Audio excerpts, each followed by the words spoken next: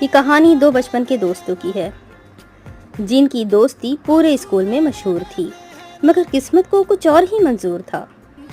وہ لڑکی ملک چھوڑ کر چلی گئی اور وہ 16 سال کا لڑکا برباد ہو گیا۔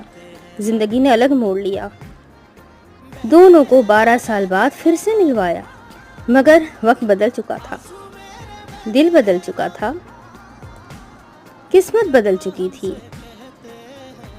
محبت نفرت میں تبدیل ہو گئی تھی اور ذوحان مصطفیٰ نایاب فہیم عباسی سے نفرت کرتا تھا۔ قسمت نے بھی عجیب کھیل کھیلا تھا، کسی کو محبت ملی تو کسی کا دل ٹوٹا، کسی کو من پسند ہم سفر ملا تو کسی کو مجبوری کے رشتے۔ اس کہانی میں بہت سارے کرداروں کی جیت ہوئی تھی اور کئی کرداروں کی ہار۔